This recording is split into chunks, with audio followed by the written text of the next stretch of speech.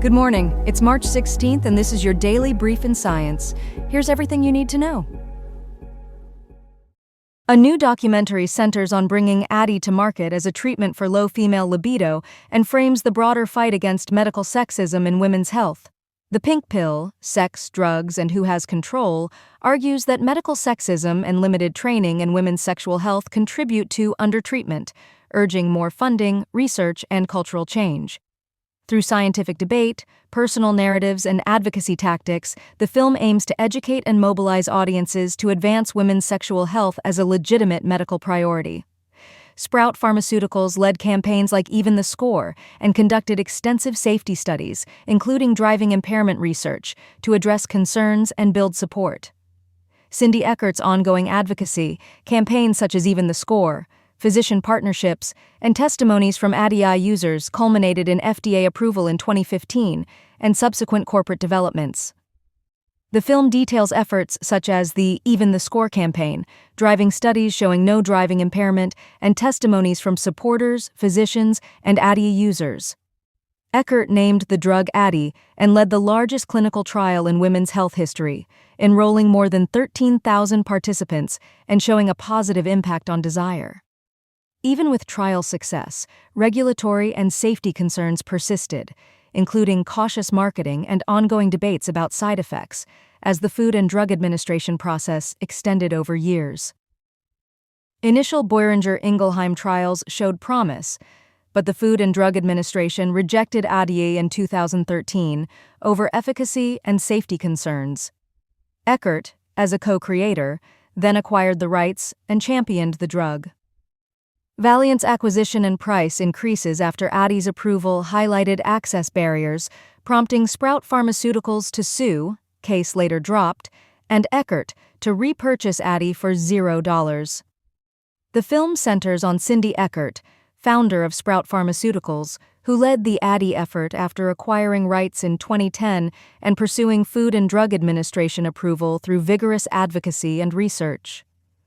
Trina Orchard emphasizes that the piece supports the documentary's message: ongoing need to treat women's sexual health with the same rigor and attention as men's. A new MIT-led study identifies Intelectin-2 as a multifunctional lectin with strong antimicrobial effects in the gastrointestinal tract. The protein traps bacteria by binding galactose on bacterial membranes and mucins, while also reinforcing the mucus barrier that protects the gut lining. The dual action, both strengthening the barrier and directly controlling invading bacteria, could help prevent infections and may be leveraged to treat inflammatory bowel disease and antibiotic-resistant infections. In humans, Intelectin-2 is produced by Paneth cells in the small intestine, whereas in mice it is produced by goblet cells in response to inflammation or parasitic infection. The study, published in Nature Communications on March 16, 2026, was led by Laura Kiesling at MIT with Amanda Dugan and Deepsing Xiangtan as lead authors, involving collaborators from UC Davis, Harvard Medical School/Broad Institute, and MIT. The researchers show Intelectin-2 attaches to sugar molecules on bacterial membranes to trap pathogens and slow their growth, while also linking mucus components to reinforce the protective barrier.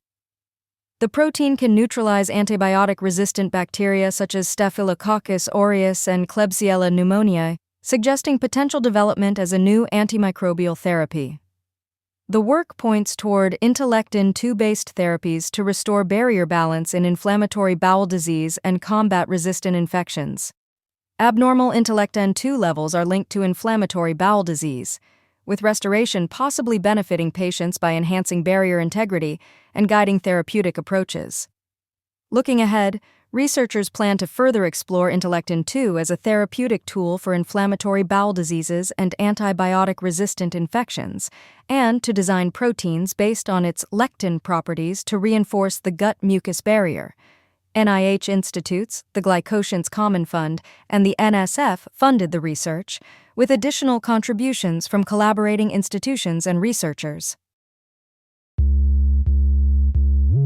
A new approach to measuring HER2 may change how we predict response to trastuzumab deruxtecan in metastatic breast cancer.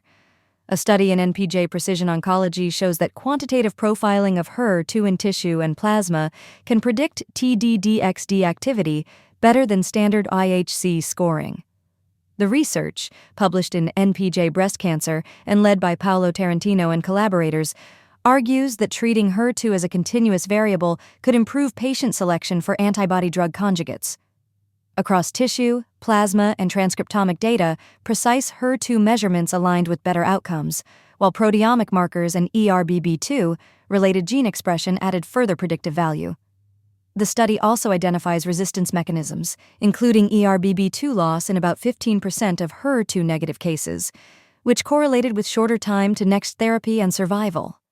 Baseline TP53 mutations were linked to poorer outcomes, and ARID1B enrichment after treatment suggested clonal evolution under therapy. Real-world data from 191 metastatic breast cancer patients showed meaningful TDDXD activity across HER2 subgroups, with median overall survival differing by HER2 category. Specifically, 23.1 months for HER2 positive, 14.2 months for HER2 low, and 9.5 months for HER2 zero, underscoring differences from some controlled trials. Proteomic findings highlighted higher HER2 levels and phosphorylation at Y1248 associated with better outcomes, while payload markers like TOPO1 and SLFN11 indicated additional factors shaping efficacy beyond HER2 alone. The work supports rebiopsy or longitudinal monitoring and suggests ctDNA-based signatures could guide ADC therapy, pointing toward integrated molecular profiling rather than binary HER2 categories. Timed transitions matter. Patients whose tumors stayed HER2 low from primary to metastatic sites tended to have longer time to next treatment on TDDXD than those whose tumors shifted to HER2 zero, emphasizing the value of longitudinal profiling. Funded by the Terry Broder Foundation, METAVIVOR, and the Savarin family, the study reflects 4 years of collaboration across DANAFARBERYALEREVENOMICS DUKECANCER and patient advocates with mentorship from Sarah Tolaney. If validated in larger prospective trials, these approaches could refine patient selection, sequencing, and personalization of ADC therapy in metastatic breast cancer. A hook early on. Snakes aren't just background characters in ecosystems. Their presence shapes farms, health, and even the way we view wildlife. The story lays out how cinematic depictions and myths influence real-world attitudes toward snakes, arguing for healthier respect and conservation. Background shows snakes as mesopredators that regulate small mammal populations, including rodents that threaten crops and carry disease vectors.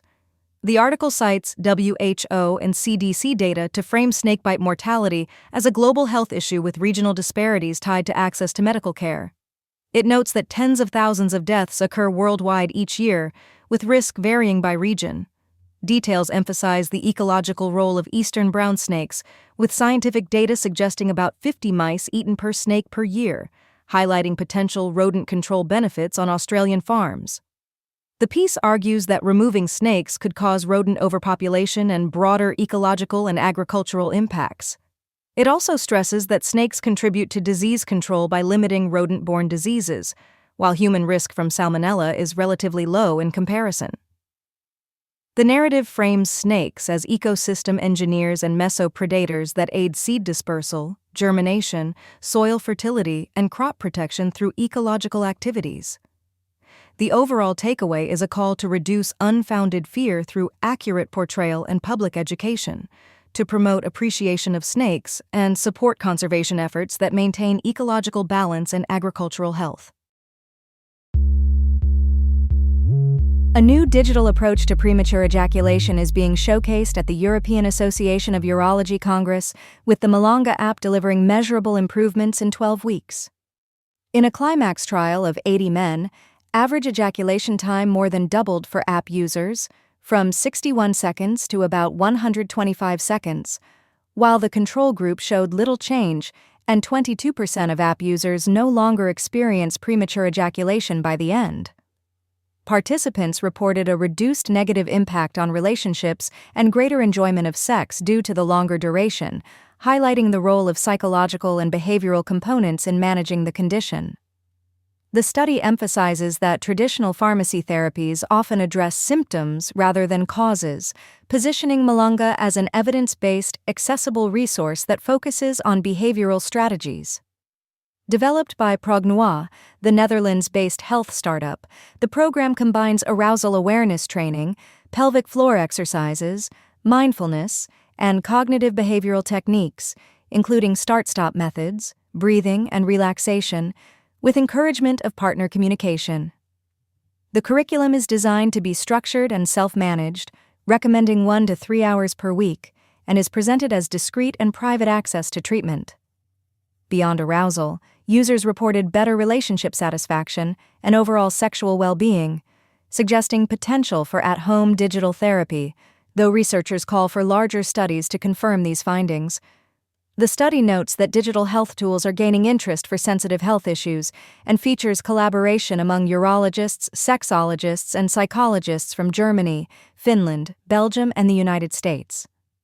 Malunga is available in several European markets, with pricing as part of a basic plan at roughly Euro 2.01 per day for 12 modules, videos, and exercises, and a premium option at about Euro 4.52 per day that includes incognito sessions with a urologist and psychotherapist. Experts at the Congress pointed out that pills can have side effects, while digital approaches offer discreet private access to treatment. The research was presented in London, and the findings describe anxiety and Kegel exercises as aids in management, noting this as one of the first controlled tests of a digital intervention for premature ejaculation. This has been your daily brief in science. To read more about these stories, follow the links in the episode bio. You can also subscribe to these updates via email at www.brief.news. For more daily podcasts about the topics you love, visit brief.news/podcasts. Tune in tomorrow. We'll be back with everything you need to know.